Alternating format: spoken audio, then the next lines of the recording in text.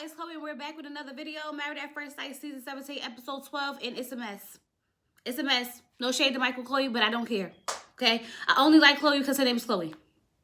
No, I'm lying. I like Chloe, but the fact that her name is Chloe is the only reason why I'm sticking this out, okay? The only reason why I'm sticking this out. But before we get into this review, I need you to do me a favor. If this is your first time here, sit back, relax, watch the video on through. And if you like what you see and you like what you hear, go ahead and hit that subscribe button. If you're one of my lovely members or subscribers, hey y'all, how y'all doing? Now let's just go ahead and get into it because Claire woke up at this apartment alone. And I was like, Claire, you go home too. You sent Cameron home, you go home too. I don't know why you get to stay in the apartment. No, Alyssa, you don't get to stay in the apartment and hang out with your friends. Go home, okay? So now Emily told us that Brennan basically told her that he don't want nothing to do with her, okay? And he's still mad at her over an argument that they had the night before and that he wants to do a reset. And now she's sitting here crying because she don't like the way that he makes her feel and she don't like the way he talks to her. Girl, leave him. Get a divorce. We've seen Claire and Cameron do it right in front of our face. You should have said, it's our time. On the count of 3, do you want to divorce or do you want to keep trying? And then y'all could have took it from there because at this point, that's what it's giving, okay? Becca's showing Austin her photo studio where she works at. She's taking pictures of the family and the kids, and he is eating this up, okay? He says, hopefully they can figure out this religion thing because he really likes her. He can see a future with her. Something about Austin is not 100% honest. I don't know what it is. I don't know if he's not attracted to her sexually or something, but it's something. Something's holding him back from her, and I don't know what it is. Until he says it, I'm just going to have to say and be like, he don't want her. I understand he may have like got caught up in a moment seeing her playing with the kids and this, that, and the other, but it's just something saying he don't want her, okay? Dr. Pia calls Claire because she wants to talk to her, aka try to force her back into a relationship with Cameron. So when she gets on the phone, Claire's telling her that, you know, Cameron's having health issues. She feels guilty about it. She's on the phone crying. She just said she just really feels sad. Dr. Pia's like, hold up, because like, where's the guilt coming from? She feels like the stress of the marriage and everything that, you know, they was going through kind of led to, you know, him having these health conditions and whatnot. And Dr. Pia assured her, listen, I'm sure it's not you. Don't feel guilty. You can't carry that guilt, okay? She's just crying because she feels bad. I would feel bad too because like now all of a sudden you having all these health issues right after me and you get a divorce and it seemed like you was the one trying, you know what I mean? Very weird. So now we get Cam's side and he's coming down the steps saying he's trying to keep his heart rate down, okay? He said that he developed a heart condition and he has to get a procedure for it in a couple of weeks. And I'm like, hold up, because this is moving too fast. What's wrong with Cam? Apparently, he can't really talk, do anything without his heartbeat going up. Because if it goes up over 100, then then that could cause permanent heart damage. And I'm like, oh my geez. He don't even need to be on this show. It's too much stress around it. He said that he don't feel like, you know, the marriage led to him having this health condition, but it definitely accelerated. And I'm like, y'all need to cut Cameron his check and let him go about his business because this is too much to have cameras and everything all in your face surrounding you when you try to get your life together. And this may contribute to why you're having a health issue now. I just really felt sad for Cam because that was really out of nowhere. It really was just out of nowhere. So now Emily decided that she's going to go talk to her friend and tell her about how she lost her cool during the month anniversary because she's tired of Brennan giving the bare minimum, okay? She said she just started to feel stupid and how she's mad that even at that dinner, he couldn't even tell that she was upset. She's like, I'm sitting there obviously feeling the type of way and I get up to be like, I'm going to the bathroom and he's just like, everything's fine. I'm like, girl, the man don't care enough about your feelings. The man don't care enough about your feelings to address them. Even if he realized that you felt the type of way, I don't think he cared enough to even be like, are you okay? She said that she felt embarrassed for even sticking around. And I'm just like, girl, let him go. Like I told y'all, it's your day. Whenever you decide it's your decision day, it's your decision day. F their decision day because everybody else did what was best for them. You need to go ahead, Emily, because at this point, it's better to let it go than to hold on for dear life because I'm tired of the back and forth between you and Brennan. He don't want you and you don't want to let him go. So we're going to be a continued cycle over and over and over again. Her friend even tells her, like, I think you need to pull back. Because she told her, like, Cameron said he want his space. Okay, give that man his space and you go ahead and get your own space. Pull back so that you can look at this with fresh eyes and see that this man don't want you. And since he's not going to be man enough and tell you what the reason is, girl, it ain't no point in keep trying to figure it out. Because as soon as he would have said, I want to focus and reset as friends, I would have been like, okay, let's get divorced. Let's separate. I didn't sign up for a friend at first sight. This is married at first sight. We supposed to be a married couple. And if you want to be in this friendship, platonic situation, go ahead and let's do this. Let's get this paper signed and go about our business. Because you're wasting my time. You definitely wasting my time. So now, since they're really interested in the type of woman that Michael wants, because they finally want to give one of these people somebody that they actually want to be with, they pick Chloe. Now, y'all, I was sitting here and I like Chloe. Okay, I like Chloe. She seems genuine. She seems sweet. She seems nice. She's a minimalist. She works a nonprofit, and she loves animals. She just comes off as very, very sweet, and I love it. Okay, just seems so sincere.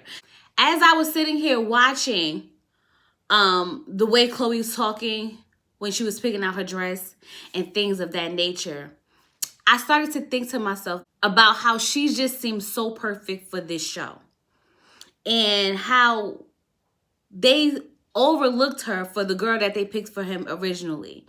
And my wheels started turning that if they really pick people, genuine people, for these people, these couples could work. Because I feel like Chloe is one of those people who did not come up here for exposure or, attention. I think she really want to be married. Like, she gave me that feeling. Like, even, sitting there with her friends and stuff like that. It was nice. And I liked it. And I feel like if we can have more contestants like her, then this could be really, really good. And it makes me just wonder how many great people they overlooking because they want to have drama or they want to have the most scandalous season of all time. Very, very strange. Then we got Becca and Austin going ahead and buying fish, and the scene was too long and it was too boring. They literally had us sitting there with them for like 3 minutes looking at some daggone fish. At this point, it's time to just wrap the season up because what we doing? So now Claire goes to tell her friends that her and Cam are separated. And I'm like, girl, y'all not separated. Y'all getting divorced. Cam said divorce. You said separate. Y'all still not on the same page. It's bothering me so bad, okay? She said that, the distance between them right now, it kind of feels weird. She feels a little empty. And she feels a little sad. She says that she's been reflecting and she missed having him around, but more so in a friendly way. And she wants to be there for him. And she feels like maybe they crossed each other's paths so she could be there to support him through what he's going through because he doesn't have a lot of family and things like that around. And I was like, it's very, very sweet. I love the fact that she wants to help him through this, but I hope that it's because she genuinely wants to help him through this, not because she feels guilty thinking that she's the cause of it. You know what I mean? But I love the fact that she wants to be there for him and support him. Now, my question is, does Kim want that? That's the question, okay? Brennan tells Dr. Pepper that they have tried and they got to a point where they just want to reset and start fresh. Now, y'all already know the word reset in Married at First Sight is a trigger word, okay? Because Dr. Pepper was like, what do you mean by reset? What does reset look like? And he's like start over, hi, I'm Brennan. Brennan, get the hell out of my face.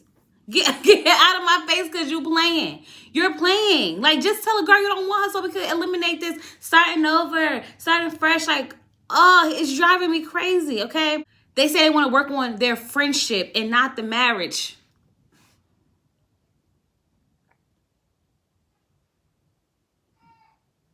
And Emily just going along with it, talking something, I'm on board. She just riding away like she said she do, child. It's a mess. So Dr. Pepper was like, okay, I'm just trying to figure out what's going on here. I said, me too, Dr. Pepper. What is really going on? Because y'all trying to say y'all want a divorce without saying y'all want a divorce, because that's what it's giving, okay? Dr. Pepper was like, how about we just start with 5 things that you like about each other? Go ahead, Bria, tell me 5 things that you like about Emily. He was like,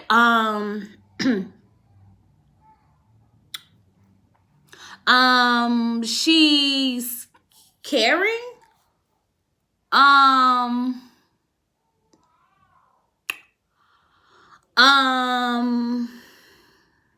I think she's awesome to hang out with.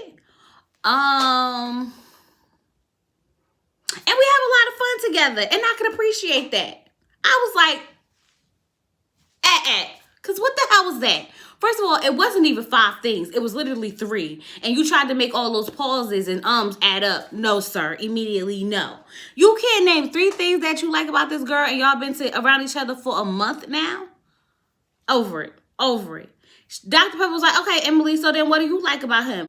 She was like, he's caring, loyal, smart, funny, and trustworthy. I'm like, girl, he's not caring, he's not loyal, he's not smart, and he's not trustworthy. Leave that man alone. Dr. Pepper was like, I like yours more than I like his. I'm like, because this man's basically trying to tell this girl that he wanted a divorce without telling her he wanted a divorce, and everybody want to act like they don't understand what's happening. I was sitting there waiting for Dr. Pepper to be like, okay, well, let's just do this. On a count of 3, say you want a divorce or you want to keep trying. 1, 2, 3. Divorce, separate. Okay, good. Because this ain't it. This really is not it, okay? Instead of Dr. Pepper doing that, she decided to tell him to go ahead and put some questions inside of a fishbowl so that they can answer these questions and open up to get to know each other a lot better. Okay.